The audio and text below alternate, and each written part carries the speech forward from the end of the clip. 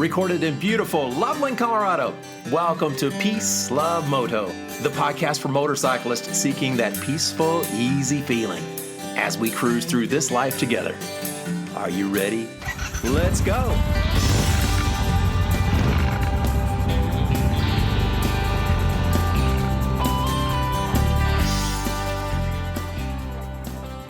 Riding a motorcycle through the mountains on the way to my favorite little coffee shops here in Colorado, well, it just doesn't get any better than that. In today's episode, we'll take a virtual tour over the peaks and through the valleys of the Rocky Mountains to reach the coolest little coffee shops you've ever seen. Before we get started on our journey, if I could share one tip that I think is helpful.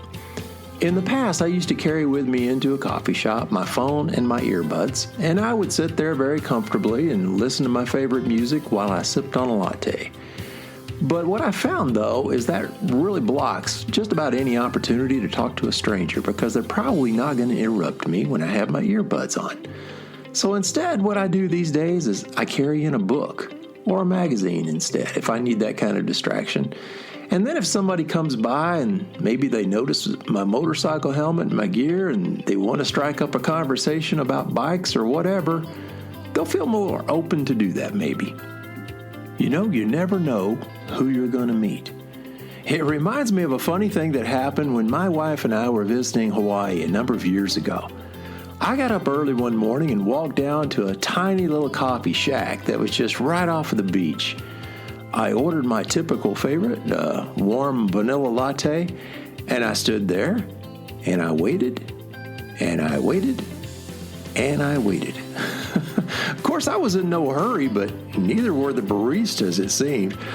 The funny thing was, I heard a voice from behind me, and it was a gentleman who was sitting there at one of the 3 or 4 little tables that was in that little shack. And he said, "You may want to sit down because this could take a while." He said, "They're very slow here." That turned out to be a really interesting conversation. That gentleman was dressed just like anybody else there in Hawaii. He had on a ball cap and t-shirt, shorts, and sandals. We began to talk, and he asked me where I was from, and I told him Colorado. He asked me if I liked to ski, and I told him that I did, and told him about some of my favorite spots. He mentioned that he liked to ski also, back where he was from, back on the mainland. And I asked him, what was the name of your favorite ski area? And he told me the name of it. And I said, "Well, what do you like about it?" And he said, "Well, I own it." You never know the characters that you're going to meet when you strike up a conversation at a coffee shop.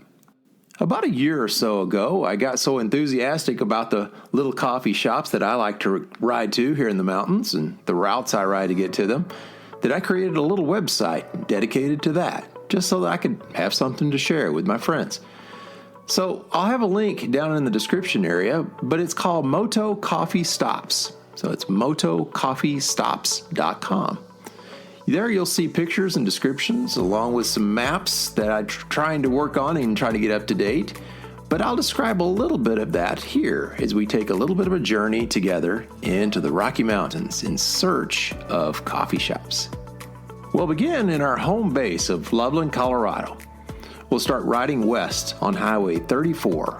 Just a couple of miles up the road before we enter the foothills, we'll make a quick stop at one of my all-time favorite stops and the one I probably frequent the most because it's nearest to my home. It's called Jamocha Joe's. Yes, it's a bit of a strange name, and it's a one wild and crazy little place, but I absolutely love it. It's just right off the main road. The owner of Jamocha Joe's, his name's Christine, and Christine is one of the nicest people you'll ever want to meet. You'll see Christine's picture in a photo that I took in front of the shop with my bike out there at the Moto Coffee Stops website. So Jamocha Joe's is a small little shack underneath some huge, beautiful trees. Jamocha Joe's is the self-proclaimed soul center of the universe, and it's a genuine hippie shack. Just park your bike out front and walk up to the window to place your order for whatever you want, specialty coffees, smoothies, snacks, or whatever.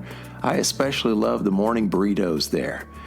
And then just get your gear together and sit and relax in the 1970s vintage seating underneath those huge shade trees, and that is one great way to spend a few minutes in the morning. Next, we'll continue west on Highway 34, and you'll quickly notice what we call the foothills. These are ridges that grow in size as you continue west until they turn into genuine mountains. Now, I'd like to point out on the way is there's a cute little shop. It's going to be on your left. It's called the Colorado Cherry Company. This store has been in the same place for about 60 years. Multiple generations of the same family still own and operate it. Now, depending on how much space you've got on your bike, you ought to pick up a cherry cider or a cherry pie to take with you down the road. And here's a little secret. The manager of that shop is one of the most wonderful ladies in the entire world. That would be my wife. Now, in a follow-up episode, we'll be providing a lot more detail about this trip between Loveland and Estes Park. But that's our next stop, Estes Park, Colorado, the gateway to Rocky Mountain National Park. And in Estes Park, we're going to be looking off to our right, and we'll find the Stanley Hotel. Now, the Stanley Hotel is quite famous for many reasons, but most prominently, it was the inspiration for The Shining by Stephen King. Inside the Stanley Hotel, you'll find another location for the Colorado Cherry Company. In this little shop, they sell all sorts of varieties of snacks and coffees. Now, one of my favorite things is to go in there and get my favorite vanilla latte, then take it out on the front porch of the Stanley Hotel and look out across the valley, and there you'll have a view of the Continental Divide, snow and all, even in the summer. From Estes Park, we're going to connect up with what we call the peak-to-peak scenic byway, going south. Again, I'll be describing this in more details in later episodes, but it is absolutely beautiful and you will definitely need your camera. We'll be following connecting roads that finally reach the little mountain town called Nederland. Here you'll find Train Car Coffee.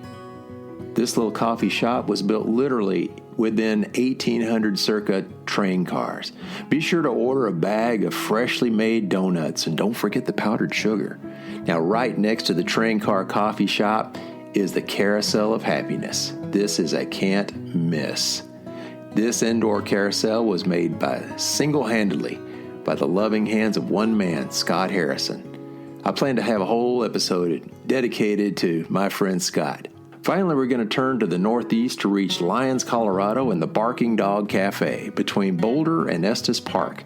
Lyons, Colorado is in the foothills of the Rockies, and the cool vibes and the friendly people is just very prominent in this place. It's wonderful. The Barking Dog Cafe is a direct reflection on the feel of Lyons, laid back, and it's frequented by locals and tourists alike. You'll certainly get that peaceful, easy feeling that won't let you down. Well, that's a bit of an abbreviated episode this week, I know, but if you get a chance to go out to the Moto Coffee Stop's website, have a look around, see some of the pictures of the places I was talking about today, and look forward to meeting again. I hope you have a great rest of your week. I wish you peace. I wish you love.